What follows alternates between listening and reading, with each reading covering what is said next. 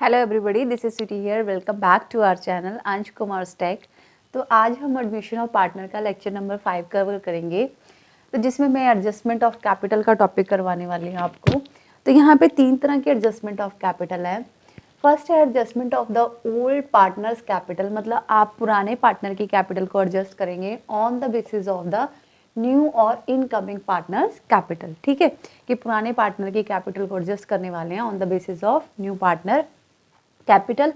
और दूसरा है calculate the capital of new partner. यहाँ पे हम नए पार्टनर कितनी कैपिटल लेके आएगा उसको डिसाइड करेंगे by the on the basis of capital of the old partners. मतलब पहले वाले में फर्स्ट में हमने क्या करना है, और न्यू पार्टनर की कैपिटल के बेसिस पे ओल्ड पार्टनर की कैपिटल को एडजस्ट करना है। और सेकंड वाले केस में हमने कि नया पार्टनर कितनी कैपिटल लेके आए उसको किसके अकॉर्डिंग डिसाइड करना है, ओल्ड पार्टनर्स की कैपिटल के अकॉर्डिंग। ठीक, तो और लास्ट केस है, कई बार क्वेश्चन में ऐसे लिखा होता है, मतलब ये रिस्पेक्टिव केस होगा जिसमें ये ऐसा कुछ लिखा होगा, when the new partner bring capital on the basis of combined capital of the old partners, कि जो ओल्ड पार्टनर्स की कंबाइंड एडजस्टेड कैपिटल है उसके टोटल के अकॉर्डिंग जितनी भी परसेंटेज बोली है उसके अकॉर्डिंग वो अपनी कैपिटल लेके आएगा। ठीक है, तो स्टार्ट करते हैं। फर्स्ट कौन सा है यहाँ पे, adjustment of the old partners on the basis of a new incoming partners capital। ठीक है, तो एक इलस्ट्रेशन देखते हैं।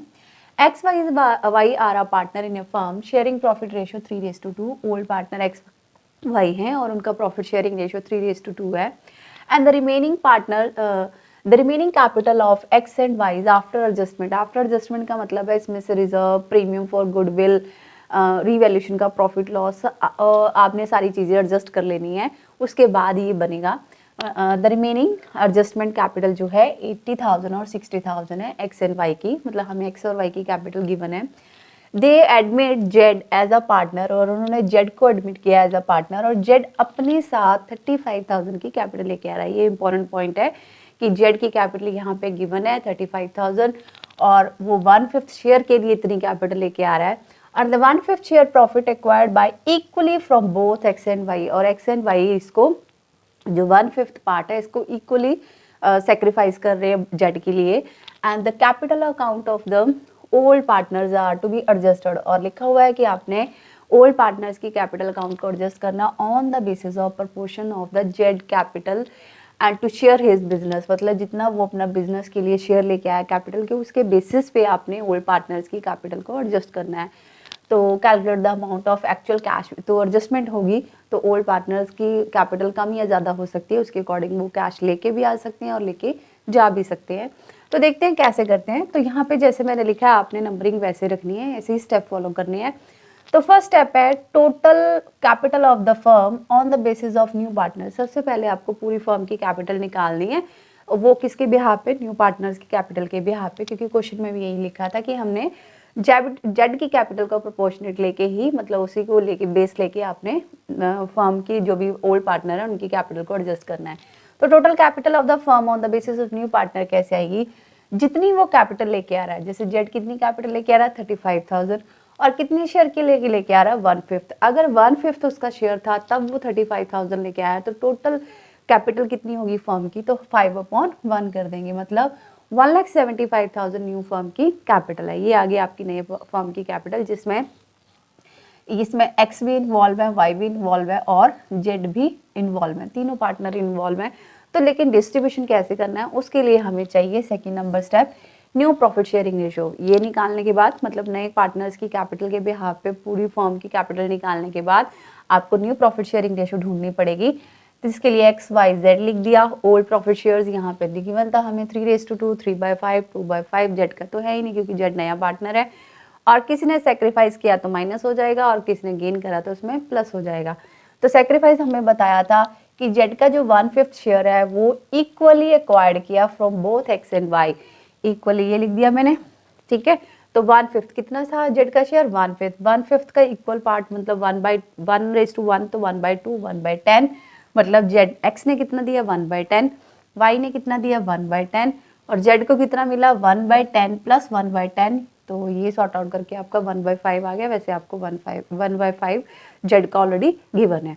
तो न्यू प्रॉफिट शेयरिंग रेशियो तो हमें पता ही है, ओल्ड माइनस सैक्रिफाइस कर दे, 3/5 माइनस 1/10 सॉर्ट आउट किया तो 5/10, 2/5 माइनस 1/10 सॉर्ट आउट किया तो 3/10 और 1/5 तो एज इट इज रहा। हमें पता न्यू रेशो के लिए हमें डिनोमिनेटर सबके सेम होने चाहिए, तो यहाँ पे तो 10 है, यहाँ पे भी 10 है, लेकिन यहाँ पे 1/5 है, तो इसको भी 10 में कन्वर्ट करने के लिए मैंने डिनोमिनेटर और डिनोमिनेटर दोनों को 2 से मल्टीप्लाई कर दिया। मतलब दोनों ऊपर 1 को 2 से मल्टीप्लाई कर दिया, नीचे 5 को 2 से मल्टीप्लाई कर दिया, तो ये 2/10। तो न्यू प्रॉफिट शेयरिंग रेशियो 5:3 आ गई आपकी न्यू प्रॉफिट शेयरिंग रेशियो। अब 1,75,000 को न्यू रेशियो में डिस्ट्रीब्यूट कर देंगे, वो उनकी कैपिटल आ जाएगा, मतलब कैरी डाउन आ जाएगा, ये क्लोजिंग कैपिटल भी बोल सकते हैं। तो XYZ कितना कैश लेके आएंगे, कितना की दे के जाएंगे, वो चेक करते हैं। New capital of the firm, जैसे कि मैंने बताया 1,75,000 को 5:3 रेशियो में डिस्ट्रीब्यूट करना है, वही मैंने सॉर्ट आउट किया। ये आ गया आपका 87,500, Y का आ गया 52,500 और Z का आ गया 35,000। ये मैंने 1,75,000 को 5:3 रेशियो में डिस्ट्रीब्यूट कर दिया, ठीक। और ओल्ड कैपिटल, जैसे कि हमें पता ही है आफ्टर एडजस्टमेंट 80,000 60,000 क्वेश्चन में गिवन थी, वही मैंने यहाँ पे माइनस कर दी।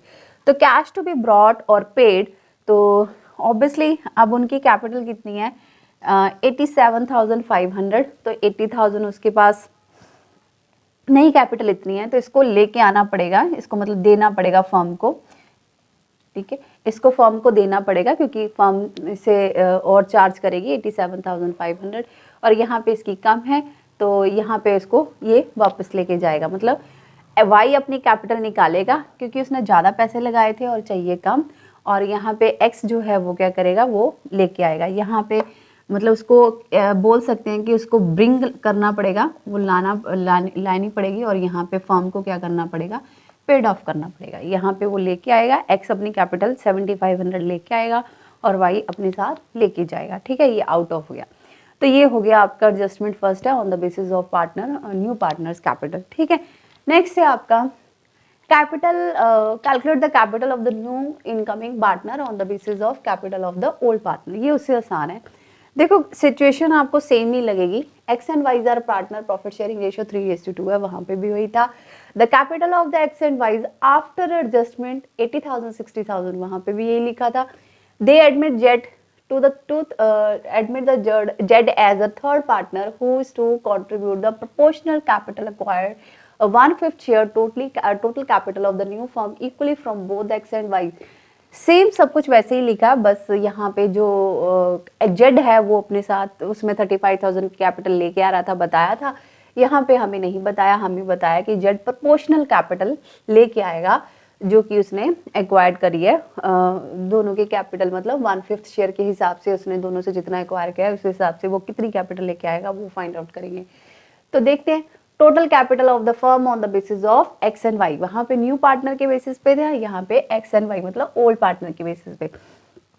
तो देखते हैं कैसे करना है। लेट द टोटल शेयर है 1, जेड का शेयर है 1/5, तो रिमेनिंग एक्स और वाई, क्योंकि हमें एक्स और वाई के बिहाफ पे कैपिटल निकालने हैं, तो रिमेनिंग शेयर एक्स और वाई का कितना आ गया, 1 में से 1/5 माइनस किया तो 4/5, मतलब जो कैपिटल है वो मतलब अगर मैं एक्स और वाई की कैपिटल निकालती हूँ वो टोटल फॉर्म में से 4/5 होगा, क्योंकि जेड की शेयर हमें पता नहीं है कैपिटल का। तो कैसे निकालेंगे total capital on the basis of X and Y.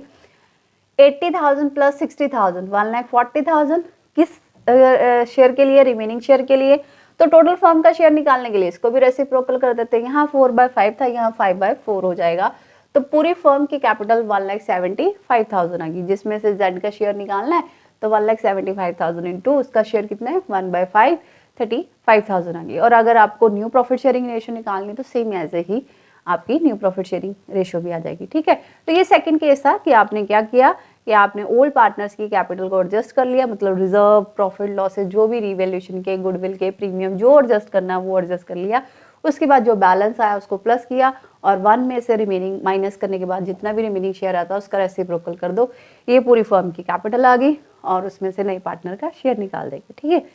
Next है last, when the new partner bring the capital on the basis of combined capital of partner। ये मैंने एक एग्जांपल से उठाई है, इसमें लिखा है कि C was to bring capital equal to 20% of combined capital of A and B after all the adjustment। after all adjustment जो मैं बार बार बोल रही हूँ वो यहाँ पे मैंने करके बताई है, ये मैंने ऐसे ही अज्यूम करी है फिगर्स।